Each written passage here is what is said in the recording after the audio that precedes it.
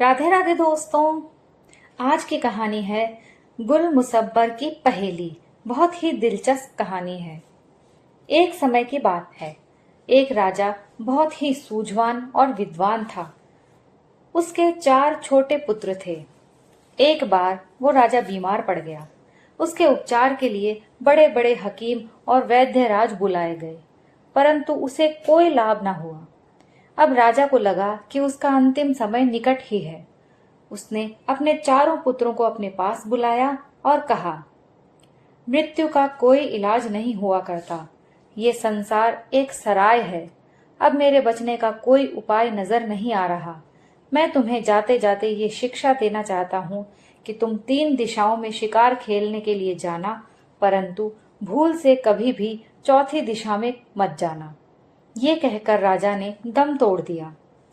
सारे राज्य में एक शोक की लहर दौड़ गई और हाहाकार मच गया।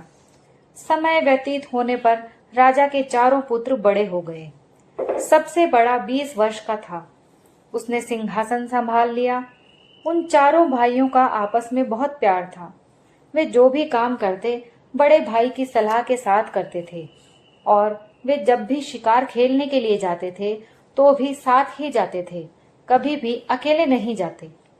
एक दिन 4 भाई शाही पोशाक पहनकर सुंदर घोड़ों पर सवार होकर अपने हाथों में तीर कमान और शस्त्र लेकर शिकार खेलने के लिए गए।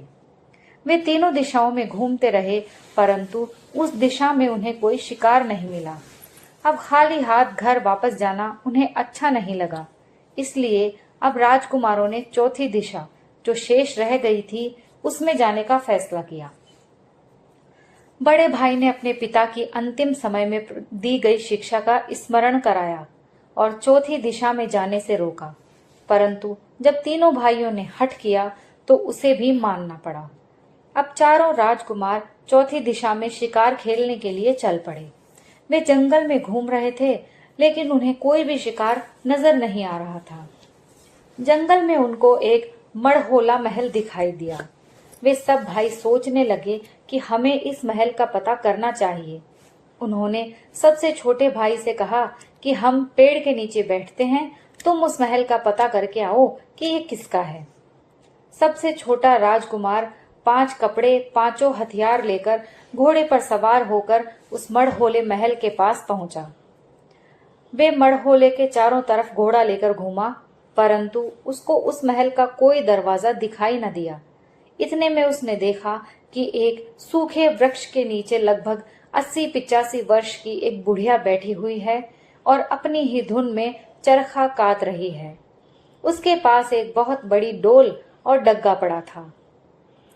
राजकुमार घोड़े से उतरकर बुढ़िया के पास गया और पूछने लगा, बुढ़िया माई, इस मड़होले महल का दरवाजा किधर है? बुढ़िया ने नम्रता से उत्तर दिया, बेटा, ये रही ढोल और डग्गा।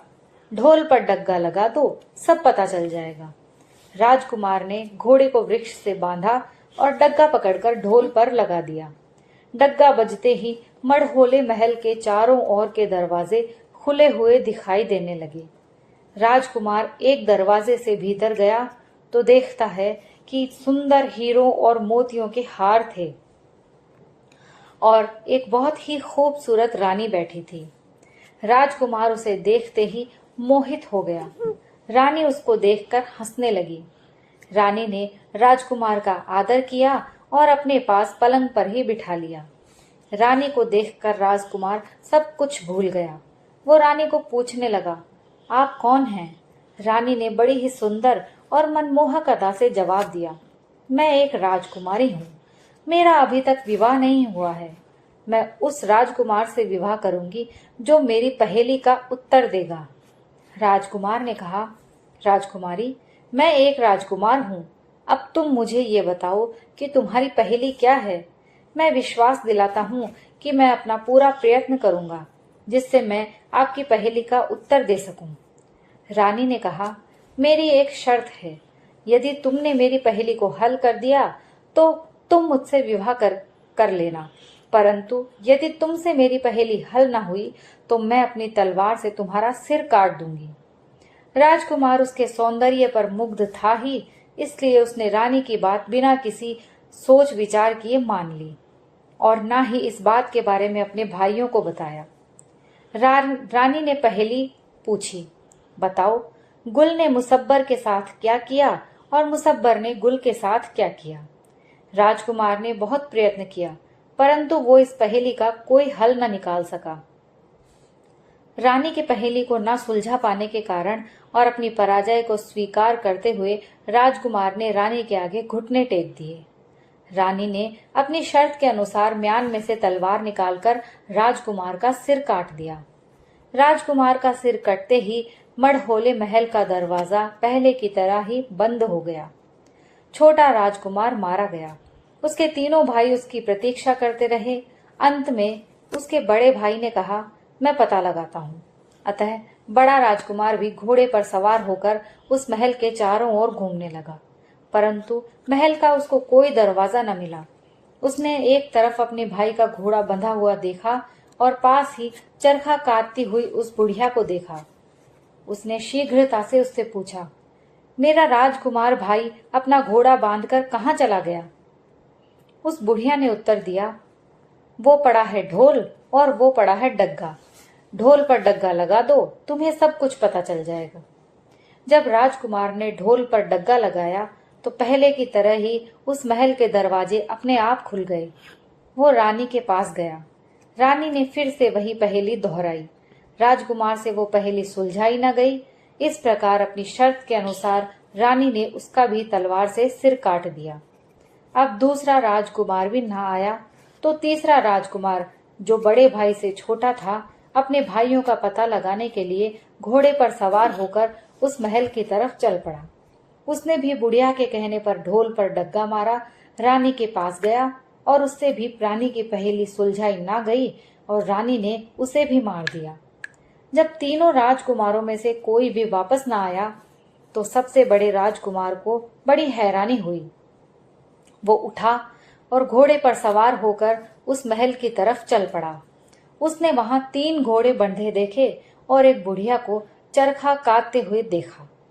उसने शीघ्रता से उस बुढ़िया से पूछा, बुढ़िया माई, इन घोड़ों के सवार यानी कि मेरे भाई कहाँ हैं? जल्दी बतलाइए।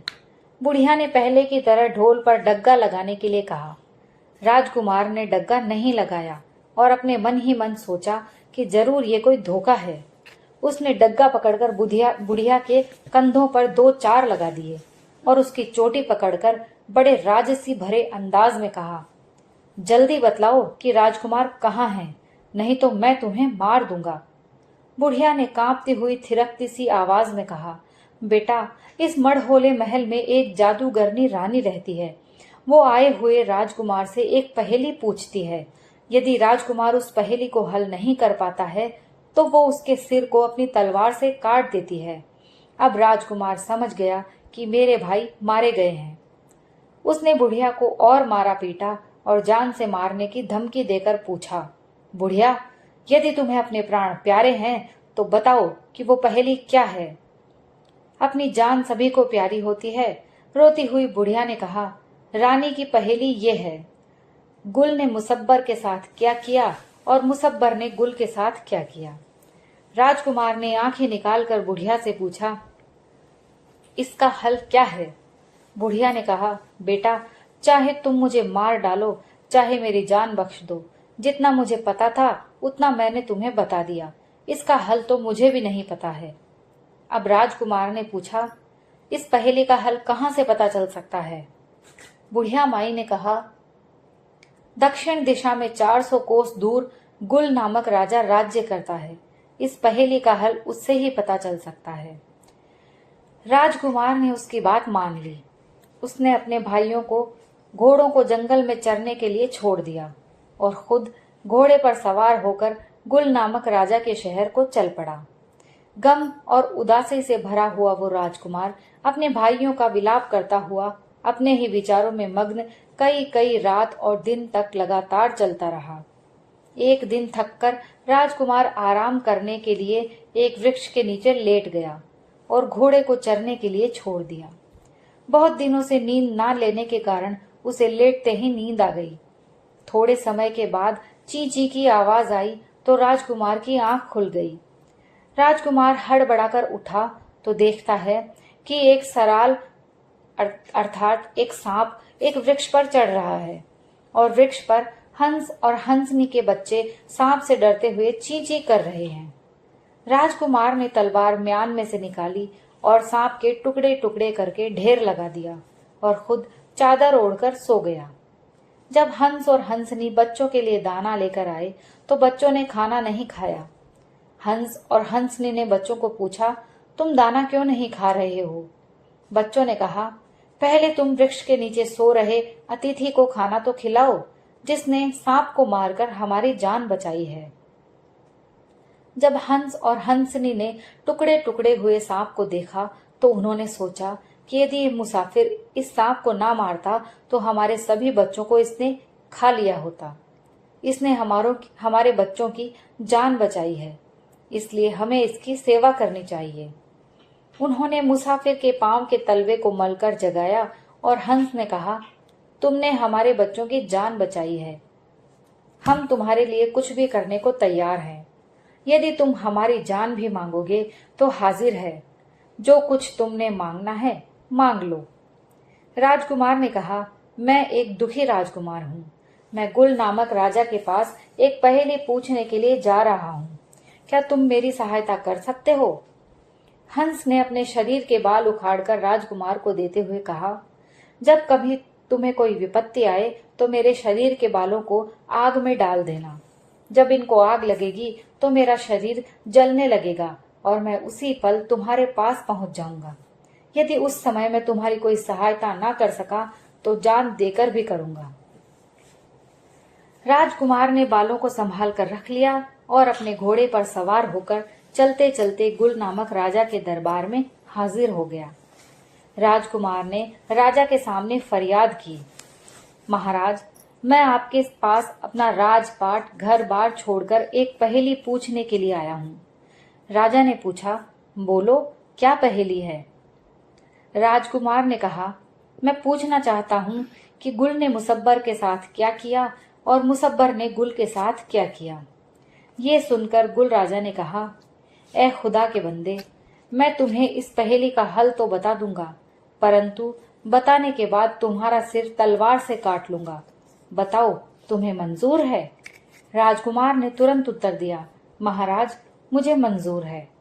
राजपाट के काम के बाद गुल राजा ने सभी दरबारियों को भेज दिया और राजकुमार को अपने पास बुला लिया और कहा, सुनो खुदा के बंदे, मैं तुम्हें गुल और मुसब्बर की कहानी सुनाता हूँ। गुल तो मेरा नाम है और मेरी रानी का नाम है मुसब्बर। एक दिन मध्य रात्रि को अचानक मेरी नींद खुली तो मैंने रानी का पलंग खाली देखा। मैं बड़ा हैरान और परेशान हुआ, परंतु मैंने दिन में भी रानी को कुछ न पूछा। दूसरे दिन मैं जानबूझकर खराटे मारने लग गया। रानी ने श्रृंगार किया, चूरी से भरा बर्तन लेकर अंधेरी रात में महल में से निकल गई। मैं भी तलवार लेकर दबे पांव उसके पीछे पीछे चल पड़ा। लोंगी नामक मेरी कुतिया भी मेरे पीछे पीछे चल पड़ी। रानी शहर के बाहर एक साधु की कुटिया में चली गई। मैं छुपकर कुटिया के बाहर बैठ गया। रानी के अंदर जाते ही साधु ने उसे भांग घोटने वाली 2-3 मगलियां उसके कंधों पर मारे और रौब से कहा, तुम्हारी ऐसी की तैसी, तुमने इतनी देर क्यों कर दी? इसी पल मेरी कुटिया से बाहर निकल जाओ। रानी ने हाथ जोड़कर कहा, मैं आगे से ऐसी गलती नहीं करूंगी। मुझे ये सुनकर बहुत क्रोध आया और मैंने साधु पर तलवार से वार किया। साधु ने तलवार का वार मोगली के द्वारा रोक दिया और मेरे साथ लड़ने लगा। मैं साधु से शक्तिशाली था, मैंने उसे नीचे गिरा दिया, परंतु रानी मुसब्बर ने मेरी टांग खींचकर मुझे धकेल दिया। अब साधु मेरे नीचे से निकलकर मेरी छाती पर चढ़ गया। जब वो मुझे मार डालने लगा तो मैंने शोर मचाया। मेरे साथ मेरी लोंगी कुतिया थी। उसने अपनी वफादारी का प्रमाण देते हुए अपने तीखे दांत साधु की टांग पर गड़ा दिए। मैंने साधु के नीचे से निकलकर दूर पड़ी हुई तलवार पकड़कर साधु का सिर धड़ से अलग कर दिया। स्त्रियों पर तलवार से वार करना वीरों को शोभा नहीं देता। इसलिए मैंने उसी पल रानी को आदेश दिया, हे रानी, मेरे राज्य से बाहर निकल जाओ, मैं इसी वक्त तुम्हें छोड़ रहा हूँ। अपनी बात सुनाते हुए गुल राजा की आंखें लाल हो रही थीं और उसने कहा, मुसाफिर, ये है जो गुल ने मुसब्बर के साथ किया, और मुसब्बर ने गुल के साथ क्या किया ये मैं तुम्हें फिर सुनाऊंगा। अब तुमने जो खाना पीना है खा पी लो। तुम परदेसी हो, तुम्हारा सिर मुझे अब काटना है। राजकुमार ने कहा, मुझे कुछ नहीं खाना है, परंतु मेरे दिल में एक इच्छा है कि मैं आपके महलों पर चढ़कर नया हुक्का, नई चिलम, नई नड़ी और नई टोपी में कोयलों की आग अच्छी तरह से चिलम भरकर रखी हो, और हुक्का भरकर मुझे दिया जाए तो मैं जाते समय 2 घूंट उसके ले लूं। गुल राजा मान गया। उसने आज्ञा देकर नया हुक्का तैयार करवाया और राजकुमार ने महलों पर चढ़कर हुक्का पीना आरंभ कर दिया और अपनी पगड़ी में बंधे हुए हंस के शरीर के बाल टोपी की आग में डाल दिए। दूर बैठे हुए उस हंस के शरीर को सेंक लगा तो वो तेजी से उड़ता हुआ महल में राजकुमार के समक्ष आ गया। उसने राजकुमार को कहा, तुम्हें क्या विपत्ति आ गई है? राजकुमार ने कहा, क्या तुम मुझे यहाँ से ले जा सकते हो? तो ले जाओ। हंस ने उसे शीघ्रता से अपनी पीठ पर बिठाया और वहां से उड़कर महल से बहुत दूर जंगल में पहुंच गया। गुल राजा उसका मुंह ताकता ही रह गया, उसका कोई जोर न चल सका। राजकुमार के कहने पर हंस ने राजकुमार को मड़होले महल के पास जाकर उतारा और नमस्कार करके वापस चला गया।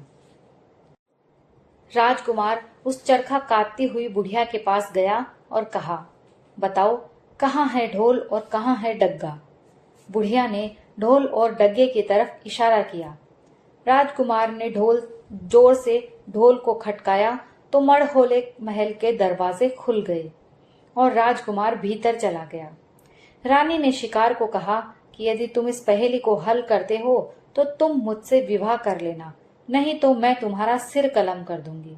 परंतु राजकुमार ने कहा, मुझे ये शर्त मंजूर नहीं है। मेरे घर पर पहले से ही रानियां हैं, मुझे विवाह की जरूरत नहीं है। मैं तो सिर की बाजी लगाना चाहता हूँ। यदि मुझसे पहेली हल ना हुई तो तुम मेरा सिर तलवार से काट देना, नहीं तो मैं तुम्हारा सिर कलम कर दूंगा। रानी ने सोचा कि गुल मुसब्बर की कहानी का इसे क्या पता हो सकता है। इसका पता तो मुझे और मेरे पति गुल राजा को ही है। रानी ने पहेली बताई कि बताओ, गुल ने मुसब्बर के साथ क्या किया और मुसब्बर ने गुल के साथ क्या किया। राजकुमार ने गुल राजा से सुनी हुई कहानी को सुनाया और कहा, गुल राजा की रानी मुसब्बर रात को चोरी से साधु की कुटिया में गई। राजा ने उसका पीछा किया। गुल राजा ने साधु को मारना चाहा, परंतु मुसब्बर ने राजा के नीचे आए साधु को बचाने के लिए गुल की टांग खींचकर साधु का साथ दिया, जिससे साधु ने गुल राजा को दबोच लिया। परंतु गुल की लौंगी नामक कुतिया ने साधु की टांग पर तीखे दांत गड़ाकर गुल को छुड़ा लिया। गुल राजा ने तलवार के साथ साधु के टुकड़े टुकड़े कर दिए और मुसब्बर को छोड़ दिया। इस प्रकार रानी मुसब्बर ने गुल को साधु से मरवाना चाहा और गुल ने मुसब्बर को छोड़ दिया और उसके प्यारे साधु को मार दिया। इतनी बात बताकर राजकुमार ने म्यान में से तलवार निकाल ली। उसके दिल में अपने भाइयों का प्रतिशोध लेने के लिए क्रोध भर गया और उसने कहा, पापिन रानी, मैं अब तुम्हारा सिर काटने के लिए तैयार हूँ। तुम जादूगरनी हो, वास्तव में बताओ कि तुम कौन हो। अब रानी के पांव के नीचे से जमीन खिसक गई। वो पलंग से नीचे उतर धरती पर खड़ी होकर कांपने लगी। अपने सिर पर लटकती हुई तलवार को देखकर उसके आंसू बहने लगे। आज उसे अपने सभी गुनाह याद आने लगे। उसने कांपती हुई आवाज में कहा, राजकुमार, मैं ही मुसब्बर हूँ, तुम मुझे जिंदगी बख्श दो। अब राजकुमार ने गरज कर कहा, पापिन रानी, तुमने जितनों का सिर काटा है, पहले उन सब को जीवित कर दो।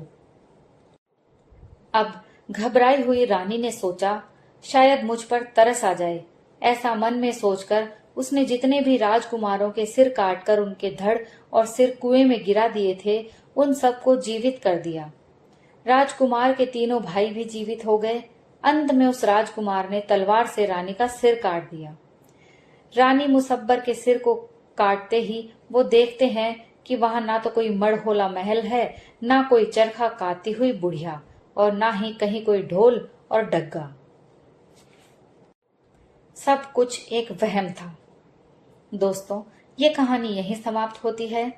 अगर आपको कहानी पसंद आई हो तो प्लीज लाइक, शेयर और कमेंट जरूर कीजिए, और अगर आप मेरे चैनल पर नए हैं तो प्लीज चैनल को सब्सक्राइब कर लीजिए। कहानी सुनने के लिए आप सभी का बहुत बहुत धन्यवाद।